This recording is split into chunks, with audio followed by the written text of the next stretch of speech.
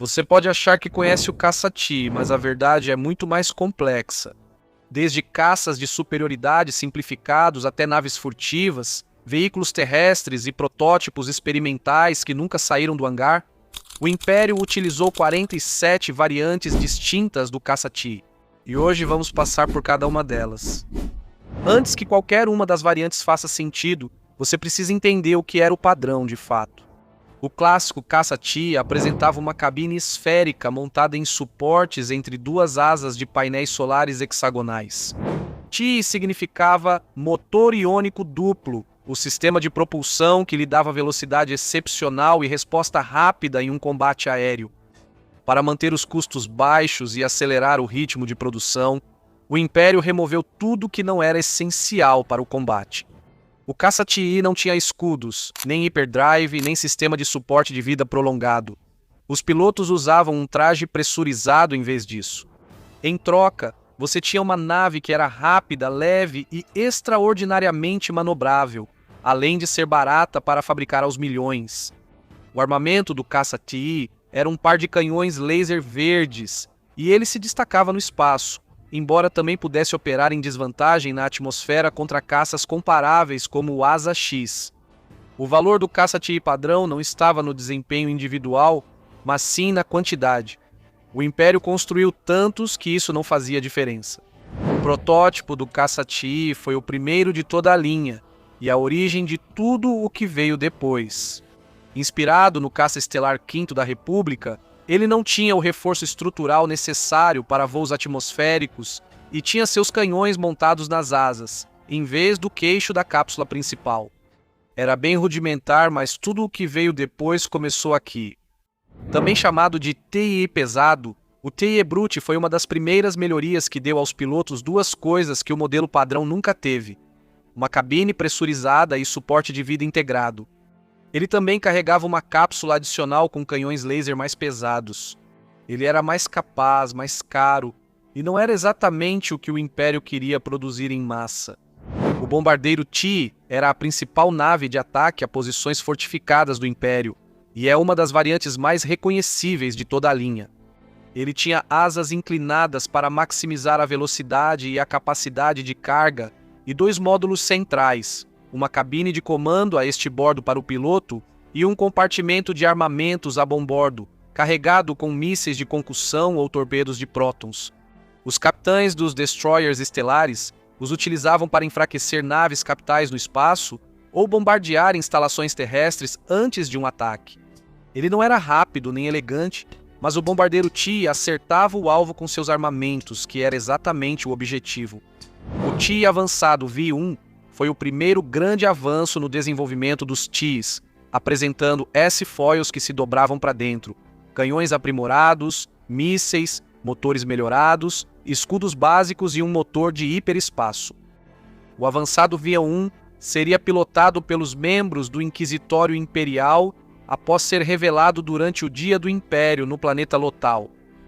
Revolucionário na época, ele serviu como modelo direto para o que Darth Vader eventualmente pilotou.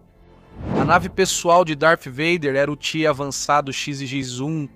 O XX-1 tinha maior velocidade, maior poder de fogo, um motor de hiperespaço e um gerador de escudo defletor.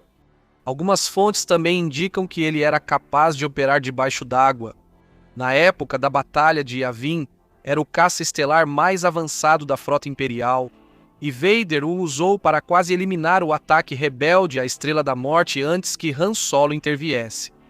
O X-61 não era um modelo de produção, mas sim um protótipo reservado apenas para Darth Vader e que ele ainda modificaria ao seu próprio gosto. A evolução natural do TIE padrão e a resposta direta do Império ao A-Wing rebelde foi o interceptador TIE. Ele apresentava 4 painéis de asa em forma de flecha, com canhões laser nas pontas, motores aprimorados e uma manobrabilidade e velocidade significativamente melhores em relação ao TI padrão.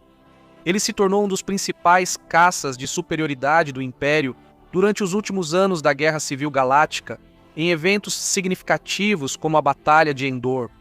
O TIE Avenger era fortemente armado mesmo pelos padrões avançados dos TIEs. Ele ostentava um canhão duplo de laser montado externamente, 2 canhões rotativos de blaster antipessoal, mísseis e torpedos montados nas asas e um canhão laser pesado retrátil sob a cabine. Esse canhão perfurava portas blindadas com um só disparo. Ele também possuía um computador de mira avançado com um display holográfico que podia rastrear naves hostis e sinais vitais, além de guiar mísseis até o alvo sem a necessidade de intervenção do piloto. Um hiperpropulsor também completava o pacote. Os motores montados na parte traseira funcionavam em uma configuração incomum que era realmente desorientadora, até mesmo para pilotos experientes que a encontravam pela primeira vez.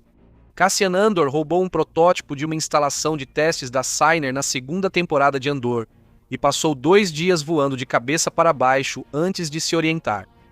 O custo de fabricação era tão alto que o Avenger nunca chegou à produção em massa, o que provavelmente foi algo bom para a rebelião. O TIE Defender foi a resposta do grande almirante Thrawn à crescente ameaça da rebelião, e por praticamente todos os critérios era a resposta certa. Equipado com 3 asas, hiperpropulsor, escudos defletores, canhões pesados e mísseis. Ele superava praticamente tudo, tanto na frota imperial quanto na frota rebelde naquela época. O projeto TIE Defender de Thrawn tinha o apoio tanto do Imperador Palpatine quanto do Grão Moff Tarkin.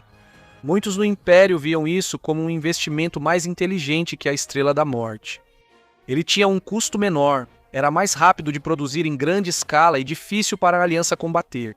No entanto, o projeto entrou em colapso quando o depósito de combustível de Lothal foi destruído e um programa que poderia ter mudado o curso da guerra foi abandonado para financiar ainda mais uma super-arma do tamanho de uma lua que foi destruída 2 vezes. Uma evolução mais rápida e ainda mais resistente do TIE Defender padrão também existia, o TIE Defender Elite, identificado pelas marcas vermelhas em suas asas. Sabine Wren avaliou que ele poderia ser capaz de superar a velocidade da Ghost, o que, se fosse verdade, faria dele potencialmente o caça estelar mais capaz que o Império já teria colocado em campo. Mas, assim como o Defender padrão, o Defender Elite nunca chegou à produção em massa. Construído sobre a estrutura do TIE Advanced X-X-1, o TIE Sentinel ostentava 2 canhões duplos em torreta, um na traseira e outro na parte inferior do caça, embora pouco mais se saiba sobre essa variante. O TIE Phantom foi uma grande ruptura em relação ao design padrão dos TIEs em praticamente todos os aspectos. A cabine e as asas formavam um único formato de ponta de flecha, e a nave possuía um dispositivo de camuflagem ativa que a tornava completamente invisível aos sensores e ao olho nu, deixando apenas um leve brilho quando se movia. Sua tática padrão era simples e eficiente. Desativava a camuflagem, disparava uma rajada completa com seus canhões laser, reativava a camuflagem e repetia o ciclo. Os números de produção eram extremamente limitados e o Phantom era restrito aos pilotos mais experientes e confiáveis da Marinha Imperial. O TIE Vanguard era uma nave de reconhecimento de curto alcance e inteligência, equipada com sistemas de comunicação e sensores instalados no casco. Suas asas eram inclinadas para fora especificamente para não interferir nesses sistemas. Destroyers estelares os enviavam antes dos combates para mapear os movimentos da frota inimiga antes do ataque total. O TIE Scout era uma das maiores variantes, equipado com um hiperpropulsor para missões de reconhecimento de longo alcance. Ele não era fortemente armado ou blindado, mas tinha alcance para ir a algum lugar, fazer o reconhecimento e voltar com informações sem precisar de um destroyer estelar. O TIE Caçador era pilotado exclusivamente pelos comandos de assalto, membros das forças especiais de elite do Império, e combinava com os pilotos que o operavam. A configuração das asas era basicamente o inverso dos interceptores, com S-foils dobráveis semelhantes aos de um X-Wing. O Caçador era considerado uma das naves mais rápidas da frota imperial, e uma das poucas variantes de TI projetadas especificamente para operadores especiais em vez de pilotos padrão. O TIE Agressor tinha um casco alongado, uma torre de artilheiro voltada para trás e mísseis de barragem opcionais. Era uma verdadeira plataforma de caça-bombardeiro multifunção, usada principalmente contra rotas de navegação dos rebeldes, operações de contrabando e como nave de patrulha. A série TI Experimental foi um programa confidencial desenvolvido na instalação Maul, o centro secreto de pesquisas do Império, produzindo 5 projetos de protótipos distintos, cada um explorando uma direção diferente. Todos eles também eram controlados remotamente em vez de pilotados por um piloto. O Experimental Mark I era o TIE bizarro, um nome apropriado. Ele tinha uma asa e 2 cápsulas. A cápsula de bombordo continha os sistemas de controle e a cápsula de estibordo abrigava um turbo laser pesado. O Experimental Mark II era o TIE Big Gun. Era um caça-TIE padrão com canhões superdimensionados montados nas asas em vez da cápsula. O Império aparentemente decidiu em algum momento que os lasers não eram grandes o suficiente e construiu uma nave em torno da ideia de torná-los maiores. O Experimental Mark III TIE Warhead era basicamente um interceptador TIE com seus canhões completamente removidos e substituídos por um par de lançadores de ogivas. O Experimental Mark IV TIE Bomb não era uma nave estelar de verdade. Era um enorme míssil de cruzeiro em formato de TIE projetado para destruir naves capitais e estações espaciais. O Império pegou o design dos TIEs e aplicou em uma arma de uso único. O último TIE experimental desse grupo é o Mark V, o TIE Booster. Era um TIE padrão, equipado com um grande motor de propulsão externo na parte traseira, permitindo que atingisse velocidades extremamente altas. O TIE Striker foi projetado do zero como um caça de superioridade aérea para combate atmosférico. As asas horizontais o tornavam imediatamente reconhecível. Foi projetado para patrulha em baixa altitude, reabastecimento e combates na superfície, onde o arrasto prejudicava o desempenho do TIE padrão. Pense nele mais como um caça-jato, embora ainda pudesse operar no espaço. Visto principalmente durante a Batalha de Scarif, ele defendia instalações imperiais e também era útil para transportar suprimentos e pessoal da órbita para a superfície de um planeta. O TIE Punisher era um bombardeiro pesado dedicado, carregando 4 vezes a carga útil do bombardeiro TIE padrão. Ele foi projetado para missões de bombardeio pesado, onde os destroyers estelares não podiam chegar. Dado o quanto de coordenação era necessário para uma missão de ataque bem-sucedida, ele vinha equipado com escudos defletores, tornando-se uma das poucas variantes de TIE a possuí-los. O Império estava disposto a gastar mais em uma nave quando o custo do fracasso era maior. O TIE Opressor foi projetado para fazer o que o X-Wing Rebelde fazia, atuar como um bombardeiro leve que ainda conseguia se virar bem em um combate aéreo. Ele levava uma carga pesada de armamentos com blindagem e escudos adequados para atuar na linha de frente de um ataque. Mais rápido do que qualquer bombardeiro TC padrão, o bombardeiro de assalto cimitar usava apenas um motor iônico em vez de 2, e é por isso que não carrega o prefixo TIE. Mesmo assim, foi usado para bombardear mundos até rendê-los. O cimitar também possuía uma cabine ejetável que funcionava como cápsula de escape, o que o tornava incomumente capaz de sobreviver para os padrões de projeto imperiais. A artilharia aérea Lancet é o que você obtém quando cruza um caça-TIE com uma nave classe Lambda, e o resultado é uma espécie de aberração. Ela carregava um canhão de feixe de prótons angulado especificamente para ataques ar terra e nunca foi projetada para combate espacial. O TIE Ceifador era uma grande nave de desembarque de tropas construída para esse fim, e seu uso mais famoso foi na Batalha de Scarif, onde entregou Death Troopers diretamente em zonas de combate ativas. Semelhante em design ao TIE Striker, mas consideravelmente maior e construído inteiramente para transportar soldados até pontos críticos em vez de lutar até lá. Visualmente semelhante ao TIE Bombardeiro, o TIE Shuttle tinha asas invertidas e foi projetado para transportar oficiais imperiais e esquadrões de Stormtroopers entre destroyers estelares. O Capitão Mida fez sua última viagem em um desses antes de Darth Vader matá-lo por não conseguir capturar a Millennium Falcon.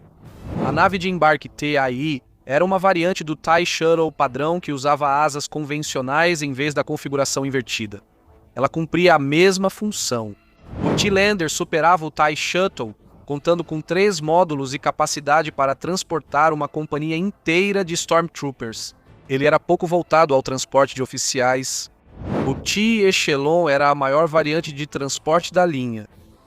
O Echelon podia transportar até 12 tripulantes além de carga adicional, e é a nave exibida na Galaxy's Edge nos parques da Disney.